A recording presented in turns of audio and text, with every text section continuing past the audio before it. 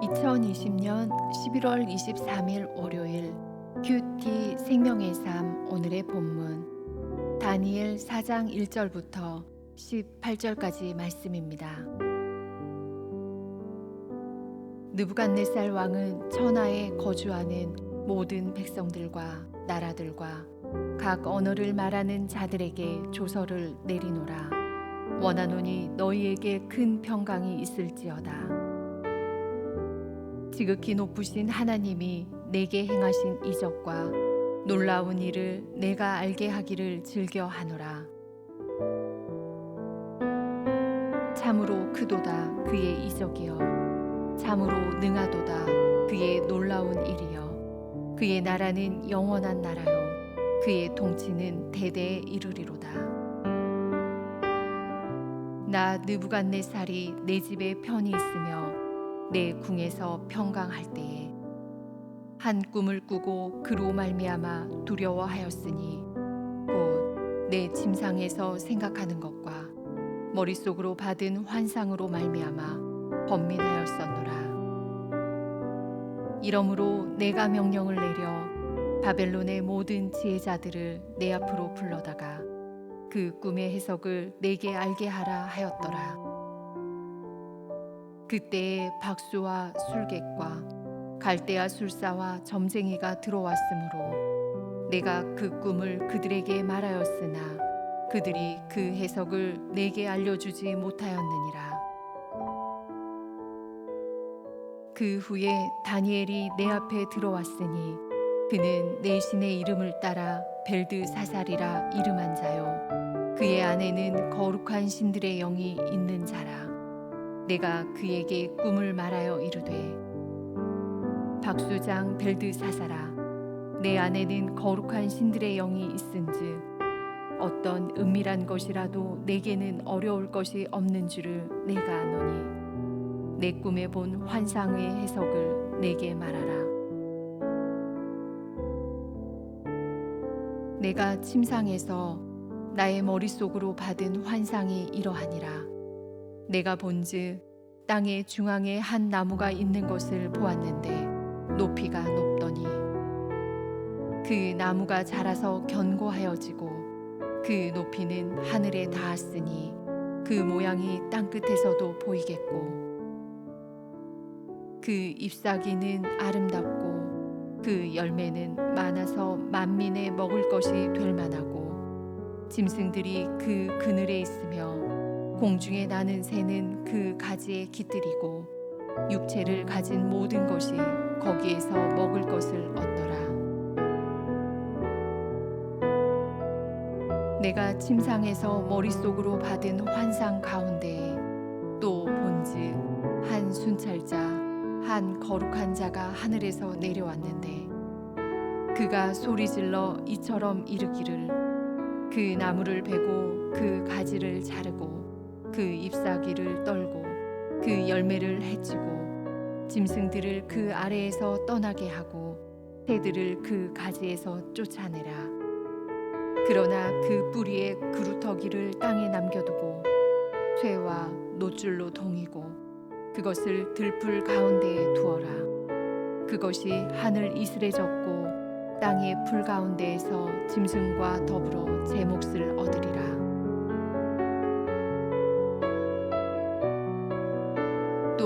그 마음은 변하여 사람의 마음 같지 아니하고 짐승의 마음을 받아 7대를 지내리라. 이는 순찰자들의 명령대로요 거룩한 자들의 말대로이니 지극히 높으신 이가 사람의 나라를 다스리시며 자기의 뜻대로 그것을 누구에게든지 주시며 또 지극히 천한 자를 그 위에 세우시는 줄을 사람들이 알게 하려 함이라 하였느니라. 나 느부갓네살 왕이 이 꿈을 꾸었나니 너 벨드사살아, 그 해석을 밝히 말하라. 내 나라 모든 지혜자가 능히 내게 그 해석을 알게 하지 못하였으나 오직 너는 능히 하리니 이는 거룩한 신들의 영이 내 안에 있음이라. 아멘.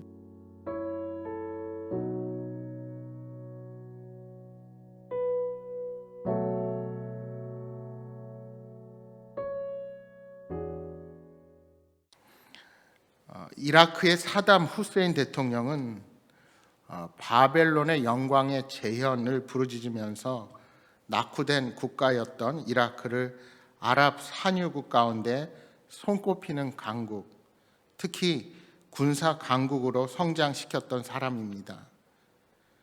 그는 1990년 쿠웨이트를 침공했으나 1991년 미국이 주축이 된 다국적 군에 의하여 전쟁에서 패배했습니다.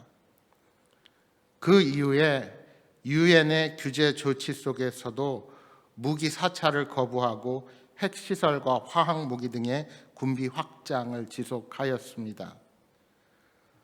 그러다가 2003년 미국은 불량 국가요 테러 지원국인 후세인 정권을 붕괴시키기 위해서 유엔의 반대를 무릅쓰고 이라크를 침공합니다. 그리고 마침내 2006년에 후세인은 사형에 처해지게 됩니다. 이 사담 후세인이 권좌에 있을 때에 자신은 느부갓네살 왕 같은 지도자가 되는 것이 평생의 소원이라고 말했다고 합니다.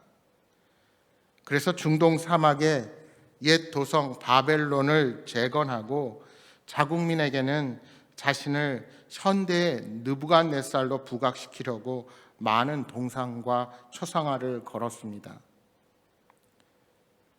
그는 아무래도 과대망상증 환자였던 것 같습니다. 왜냐하면 역사가들이 증언하는 바를 살펴보면 느부갓네살 왕은 사담 후세인과는 게임이 되지 않는 인류 역사상 위대한 인물 중에 한 사람으로 평가하고 있기 때문입니다. 성경 역사가 아닌 일반 역사가 입증하는 느부갓네살의 업적을 요약하면 이렇습니다. 첫째로 그는 광대한 대제국을 건설하는 데 성공했습니다. 아수르를 멸하고 애국과 치열한 경쟁 끝에 바벨론 제국을 세웠습니다.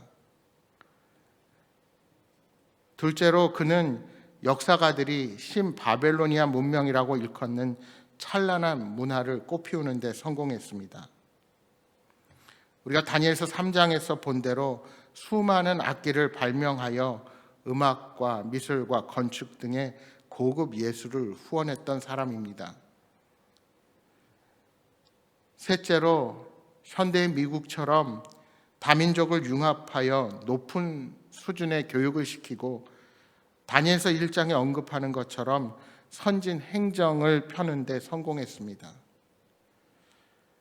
네 번째로는 호화롭고 장엄한 건축물로 질비한 대바벨론시를 건축하고 황제 위엄에 걸맞는 왕궁과 저택들을 건축했습니다. 당시 건축 기술 수준은 세계 7대 불가사의 중에 하나로 손꼽히는 공중정원으로 대표되었습니다. 따라서 그가 가졌던 자만은 결코 근거 없는 것이 아니었습니다. 하지만 그렇게 대단한 느부갓네살 왕이지만 풀무불 속에서 살아난 다니엘의 세 친구로 인하여 지극히 높으신 하나님의 존재에 대해서 알게 되었습니다. 오늘 본문에 보는 것처럼 비록 그의 신앙이 어떠했는지를 우리가 구체적으로는 알 수 없지만 적어도 그가 하나님에 대한 신앙을 공언했고 바벨론이 멸망시킨 유다의 신 여호와 하나님께 그가 굴복했음을 선포하고 있습니다. 본문 2절 3절을 다시 보십시오. 지극히 높으신 하나님이 내게 행하신 이적과 놀라운 일을 내가 알게 하기를 즐겨하노라. 참으로 크도다 그의 이적이요 참으로 능하도다 그의 놀라운 일이요 그의 나라는 영원한 나라요 그의 통치는 대대에 이르리로다. 사람의 눈으로 볼 때에는 느부갓네살이 예루살렘을 정복함으로 그들의 신을 복속시킨 것 같지만 실제로는 느부갓네살 왕이 하나님께 굴복당한 것입니다. 그는 이제 전국에 조서를 내려서 하나님의 위대하심을 선포합니다. 우리가 계속되는 4절과 5절 말씀에서 알 수 있는 것처럼 그는 세상에서 가장 강한 자요 모든 것을 가진 왕으로서 평안을 누리는 것 같았지만 꿈 하나로 인한 두려움과 번민조차 피할 수 없는 연약한 자였고 실제로는 아무것도 갖지 못한 자였습니다. 여러분, 앞날을 알 수 없는 사람은 미래에 닥칠 수 있는 재앙과 환난을 두려워합니다. 그래서 사람들은 미래를 대비하기 위해서 돈을 모으기도 하고 보험을 들기도 합니다. 그러나 인생의 문제는 돈으로 해결할 수 없는 일들이 너무나도 많이 있습니다. 느부갓네살 왕같이 막강한 권력은 물론이고 엄청난 재물을 가진 사람도 미래에 대한 불안과 번민에 휩싸이는 모습에서 어쩔 수 없는 인간의 연약함을 보게 됩니다. 그래서 과학이 발달한 현대 사회에서도 사람들이 점쟁이나 무당을 찾아가서 미래를 점치게 되는 것입니다. 느부갓네살은 바벨론의 모든 지혜자들을 불러서 자기 꿈의 해석을 요구했지만 그 어떤 지혜자나 술사도 해석할 수 없었습니다. 이는 느부갓네살이 어떻게든 하나님의 능력에서 벗어나 보려고 애썼지만 실패했다는 이야기이기도 합니다. 그는 예루살렘을 정복한 이후 계속 다니엘과 세 친구에 의해서 하나님의 권능을 목격했습니다. 그러나 마치 애굽의 바로 왕처럼 어떻게든 다른 술사들도 그런 능력을 발휘할 수 있기를 기대했던 것입니다. 그러나 결국 하나님의 사람 다니엘 외에는 이 문제를 해결할 자가 없었습니다.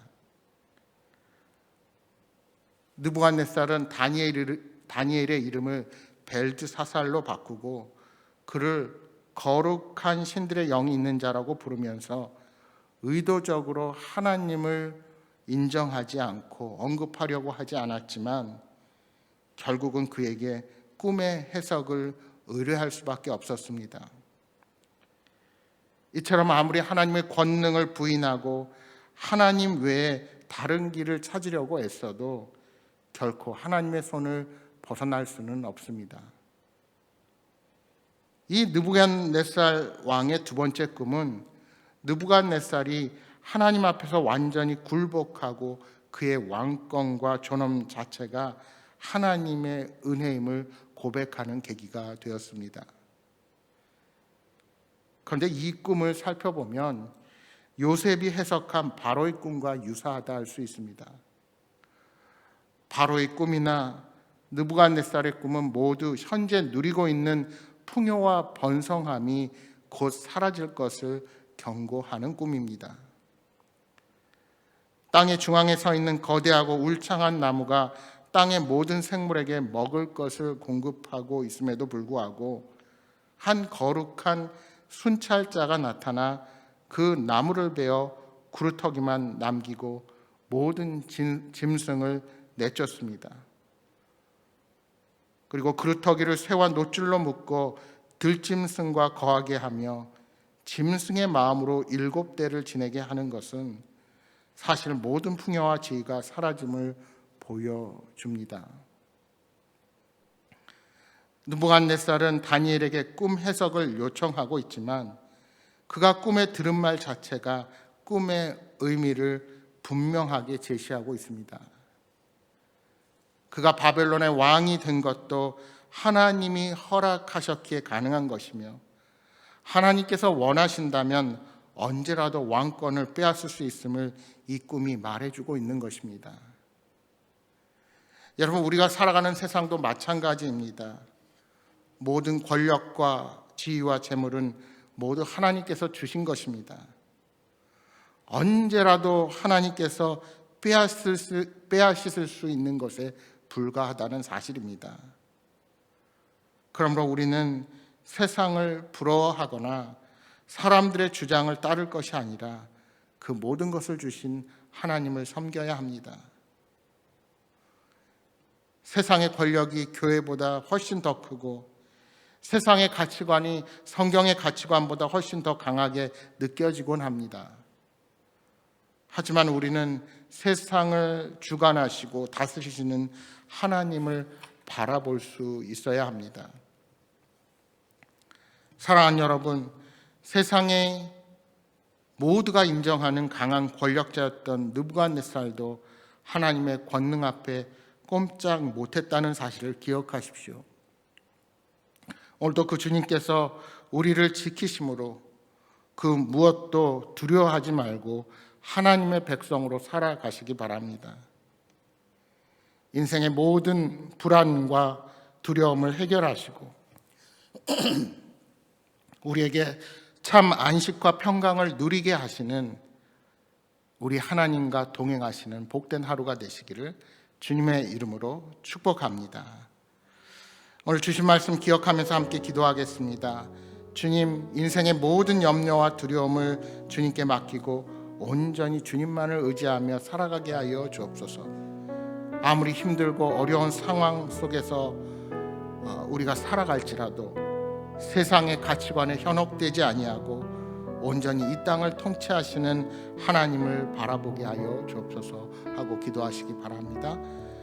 수도권과 호남 지역에 확진자가 증가하여 어려움을 겪고 있는데 더 이상 이 바이러스가 확산되지 않도록 어려움 겪지 않도록 하나님 인도하여 주옵소서 하고 기도해 주시기 바랍니다. 또한 여러분 가져오신 간절한 기도의 제목 놓고 기도하시다가 돌아가시기 바랍니다. 함께 기도하겠습니다.